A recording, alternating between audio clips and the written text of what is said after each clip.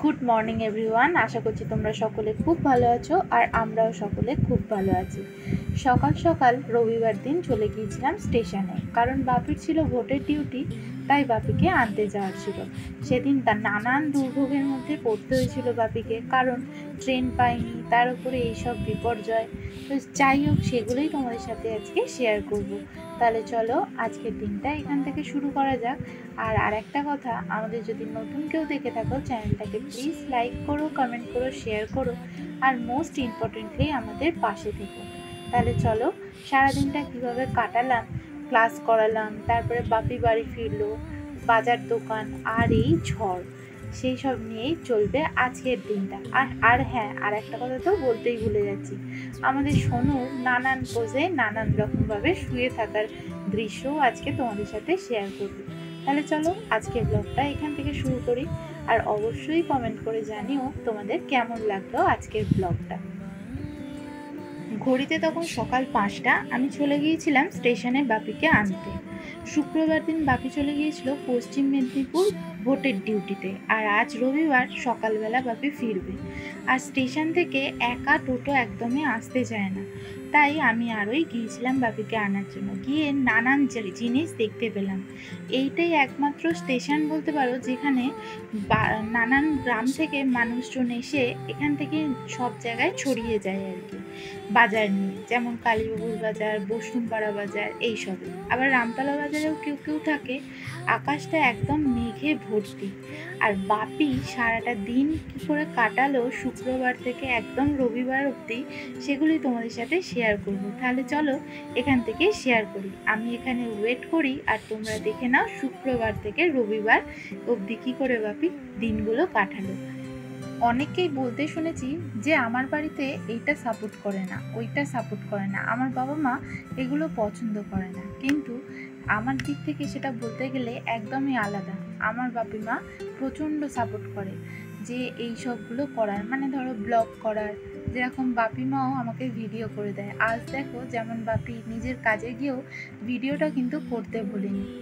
জানি না তোমাদের কেমন লাগবে, কিন্তু আমার কাছে এই জিনিসটা অনেকটা বড়। যাই হোক, এই জায়গাটার নাম হলো পশ্চিম মেদিনীপুর নিকুরসুনি। এখানে ছিল বাপিদের ডিসিআরসি কেন্দ্র, যেখান থেকে জিনিসপত্র নিয়ে যে যার ভোটিং সেন্টারে চলে যেতে হবে। আর সেটা শুক্রবার দিনকে যেতে হতো। শনিবার দিনকে সকাল 7টা থেকে একদম সন্ধ্যে 7টা অবধি যেহেতু ভোট, তাই আগের দিনকেই চলে যেতে হতো। তাই বাপি চলে গিয়েছিল শুক্রবার। ওখান থেকে বাসে করে খানিকটা গিয়ে বাপিদের ভোটিং সেন্টার ছিল। আমরা কিছু খাবার দাবারও বাপির সাথে বেঁধে দিয়েছিলাম, যাতে না কোনো কষ্ট হয়। ওখান থেকে তো খাওয়া দাওয়ার থাকবেই, কিন্তু সাথে একটু শুকনো খাবার থাকলে বেশ ভালোই হয়। তারপরে ওখানে পৌঁছে বাপি একটু আশপাশটা ঘুরে দেখছিল। দেখো, গ্রাম্য পরিবেশ কিন্তু শহরাঞ্চলের থেকে অনেকটাই সুন্দর হয়, যেটা আমার খুব ভালো লাগে। আমাদের মনকে খুব আকৃষ্ট করে বলতে পারো। আর এই সেই স্কুলটা যেখানে বাপি ছিল সারা রাত, আর ওখানেই ভোটও ছিল। এই যে বাঁদিকে দেখতে পাচ্ছ যে পিঙ্ক কালারের বিল্ডিংটা, ওইখানটাই হয়েছিল ভোটিং সেন্টার। আশপাশটা খুব সুন্দর, একদম খোলামেলা, যেরকম স্কুল হয় আর কি। আর এদিকে আমার মা প্রচণ্ডই চিন্তা করছে যে সবসময় তো ফোন করা যাবে না বাপিকে, কারণ দেখো এগুলো সরকারি ব্যাপার, নানান রকম বিধিনিষেধ আছে, সেগুলো মেনেই থাকতে হবে সেই দিনটা।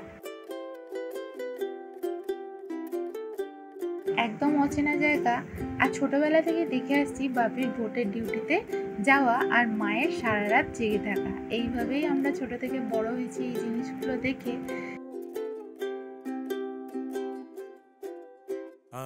আর এই যে স্টেশনের ভিডিওটা দেখতে পাচ্ছ, এটা হচ্ছে একদম রাত্রিবেলা। সেদিন শনিবার দিনকে ভোট শেষ হতে, তারপরে জিনিসপত্র সাবমিট করে ফিরতে ফিরতে অনেক রাত হয়ে গিয়েছিল। তাই স্টেশনটা বাপি রাত্রে ওখানে থেকেই আবার ভোরবেলা 3টের সময় করে ট্রেন ধরে পৌঁছে গিয়েছিল বাড়ি।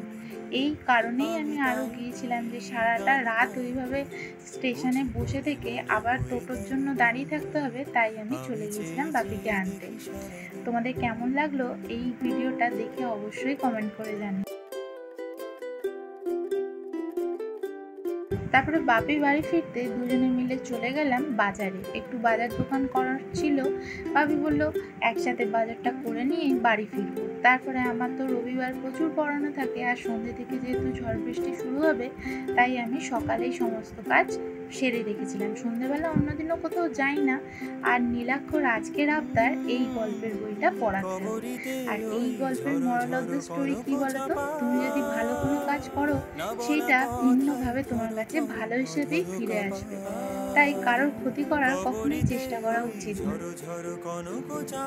তারপরে নীলাক্ষকে পড়ে চলে গিয়েছিলাম ইনস্টিটিউটে ক্লাস করাতে। তারপরে আরেকজনের বাড়িতেও ক্লাস করানো ছিল। বাড়ি যেই ফিরেছি অমনি বৃষ্টিটা শুরু হলো। আর কি পরিমাণ হাওয়া দিচ্ছে দেখে তো বুঝতেই পারছো। ঠাকুর ঘরের পর্দাটা এটা দিয়ে তোমাদেরকে বোঝানোর চেষ্টা করলাম আর কি। আর আমার গাছগুলো এদিকে ভীষণই আনন্দ পেয়েছে।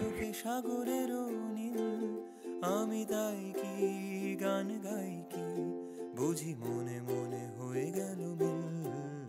আমি চেয়ে চেয়ে দেখি সারাদিন আজ ওই চোখে সাগরের নীল।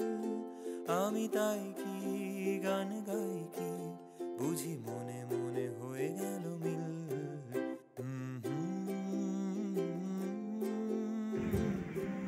আমার গাছগুলো ভীষণই আনন্দ পেয়েছে এই বৃষ্টিতে, কিন্তু আজকে যা বিপর্যয় হবে জানি না, সেই নিয়ে ভীষণই ভয়ে আছি। তাই আমাদের বারান্দার যেদিকটা বড় জায়গাটা খোলা থাকে সেই দিকটাতে আমি একটু তিরপল এঁটে দিয়েছি, যাতে না বেশি নোংরা হয়।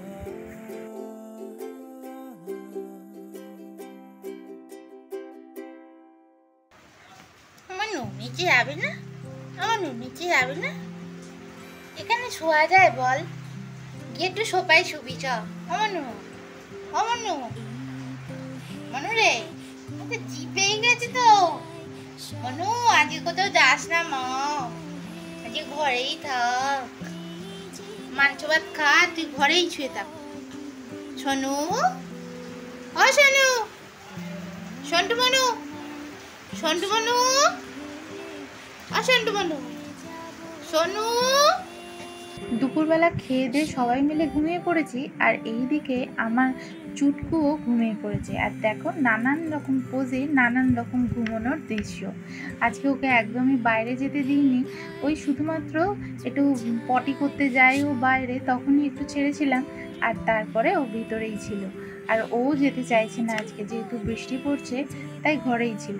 তারপরে সোনুকে একটু ঘরে রেখে এসে বাইরে এসে দেখি বাইরেটা যেন একদম থমথম করছে, ঝড় আসবে এরকম আমফানের সময় হয়েছিল। আমফানে দুপুরের দিকেই শুরু হয়ে গিয়েছিল, কিন্তু এই ঝড়টার সময় দেখলাম যে সন্ধ্যে থেকে, কারণ ল্যান্ডফল হওয়ার কথা ছিল তো রাত্রে, তাই সকাল থেকে একটু ঝিরিঝিরি বৃষ্টি আর এই রকম থম মেরে থাকা আকাশ।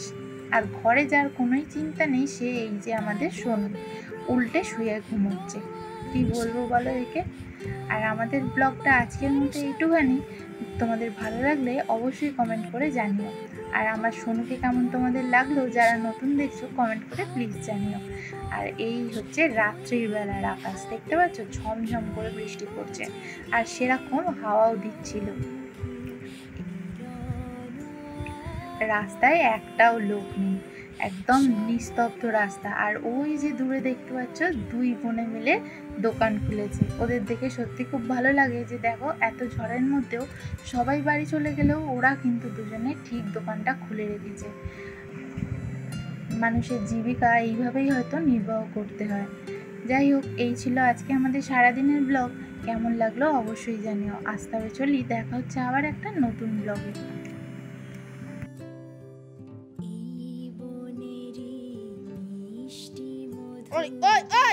তুই না ছেলে, এই তুই তো ছেলে, আবার আমার হাতে হাত দিচ্ছে। তুই না ছেলে, তুই নেল পালিশ পরে কি করবি বল আগে? এটা তো আমার, আমি তো মহিলা। বউয়ের জন্য নিয়ে যাবি নাকি শোনো?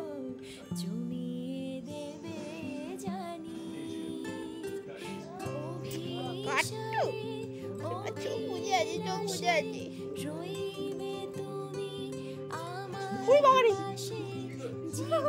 কামড়াতে আসছে। দাঁতটা ভেঙে যাবে আর মাংস চিবোতে পারবি না, তুই আর মাংস চিবোতে পারবি না।